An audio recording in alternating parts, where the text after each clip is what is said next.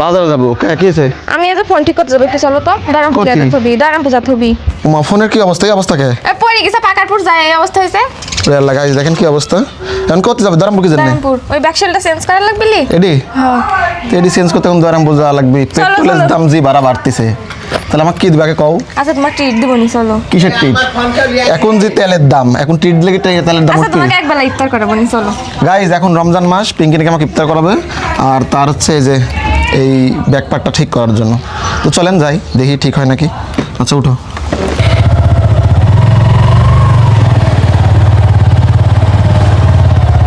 Hello guys, আসসালামু আলাইকুম। কেমন আছেন সবাই? আশা করছি ভালো আছেন। ভিডিও শুরুতে দেখেই বুঝতে পেরেছেন আমরা কোথায় যাচ্ছি। আপনারা ইতিমধ্যে অবগত আছেন যে পিঙ্কির ফোনের ব্যাক সাইডটা একবারে বাজেভাবে নষ্ট হয়ে গেছে, আর সেটাই ঠিক করার উদ্দেশ্যে আমরা দয়রামপুর বাজারে যাচ্ছি। দয়রামপুর বাজারে যেতে এই রাস্তাটা আমার অনেক সুন্দর লাগে। এই রাস্তাগুলো চিনে থাকলে অবশ্যই কমেন্ট করে জানাবে। আমরা রাস্তাতে যখন যাচ্ছিলাম তখন কয়েকজন মেয়ে স্কুল ফাঁকি দিয়ে ব্রিজের নিচে এসে কি করতেছে একটু দেখো, এটা নিয়ে একটু মজা করতেছিলাম আমরা। গাইস এটা একটা মডেল, আর এই দেখেন এখান দেখেন প্রচুর মডেল কলেজ ফাঁকি দিয়ে এসে নদীর ধারে মডেলিং করতেছে। High high.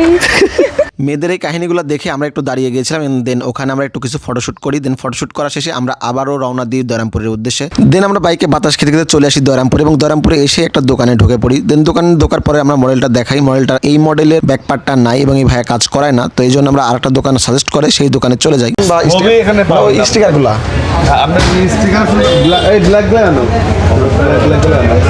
দেখে একটু দেখেন, অথবা এই যে এইগুলো লাগাতে পারেন, এগুলো একটু আধুনিক, ঠিক আছে?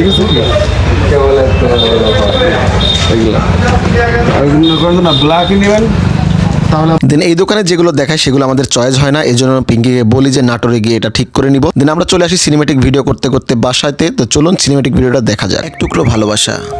জানো, তোমাকে ভালোবাসার পর থেকেই পৃথিবীটা আমার কাছে বদলে গেছে। তোমাকে বলার মতো হাজারটা কথা জমে আছে, কিন্তু তোমার সামনে গেলে সবকিছু কেন জানি এলোমেলো হয়ে যায়। শুধু তোমার চোখের দিকে দেখলেই মনে হয় এই মানুষটার কাছেই সব শান্তি আমার। আমি জানি না ভবিষ্যৎ আমাদের কোথায় নিয়ে যাবে, কিন্তু আমি এটা জানি তুমি থাকলে হাজার পথ আমার কাছে সহজ হয়ে যায়, আর তুমি না থাকলে হাজার ভিড়ের মধ্যেও নিজেকে একা লাগে। তোমাকে পাওয়াটা আমার জন্য নয়, তোমার ভালোবাসা পাওয়াটাই সবচেয়ে বড় সুন্দর পাওয়া। কারণ কিছু মানুষ জীবনে আসে থাকার জন্য নয়, হৃদয়ের সবচেয়ে গভীর জায়গাটা জুড়ে দেওয়ার জন্য।